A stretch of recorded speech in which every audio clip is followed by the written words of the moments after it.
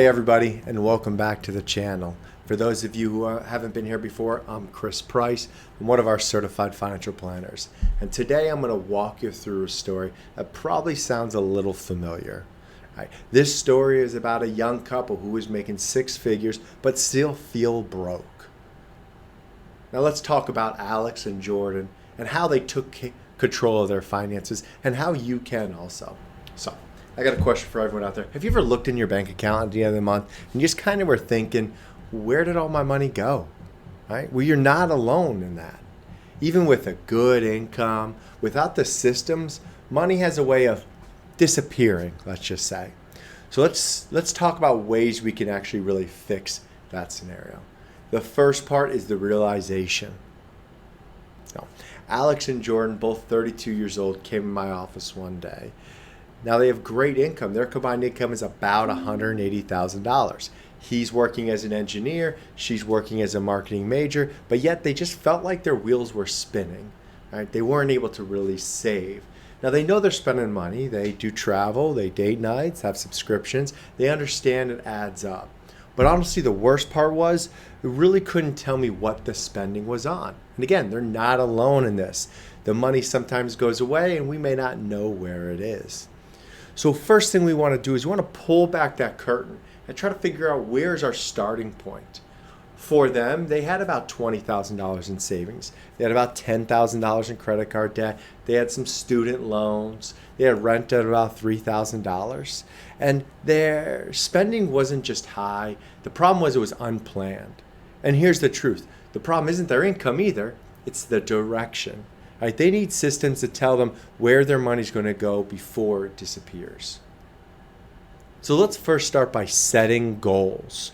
What do we want our money to accomplish? Right?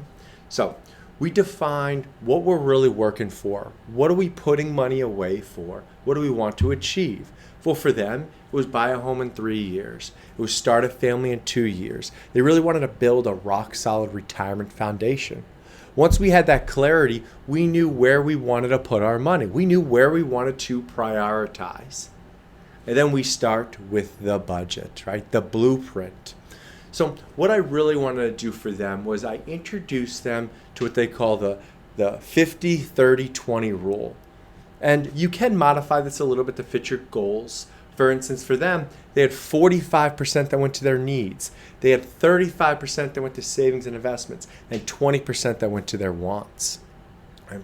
This actually gave them the purpose, and actually allowed them to trim down some of the things that they felt were not as important, some of the things that they did not even remember or recall that they were doing. Right? What it actually did is it helped them to live intentionally.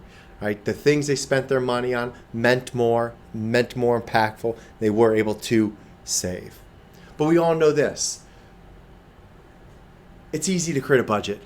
The hard part is sticking to it. That's really where the magic happens. So here's how we kind of stuck to that budget. We started with automatic savings and investments. Our money went automatically to savings, automatically to investments before we even see it. We actually had separate bank accounts for them that would help them departmentalize what part was for rent, what part was for fun, what part was for future expenses. We added a budgeting app that we would check once a week.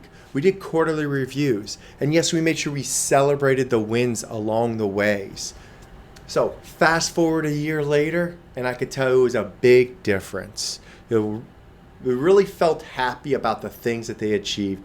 They paid off their credit card debt. They increased their emergency fund. They actually added money to save to a house, about $22,000 they actually added towards the house they wanted to purchase in 3 years.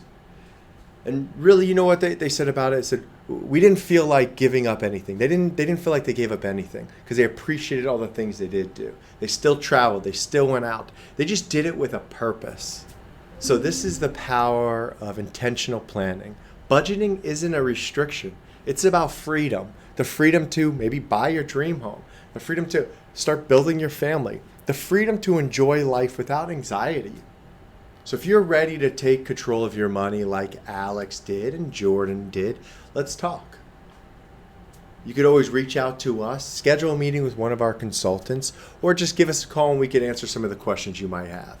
That being said, have a great time financial planning. I look forward to seeing you in the next one.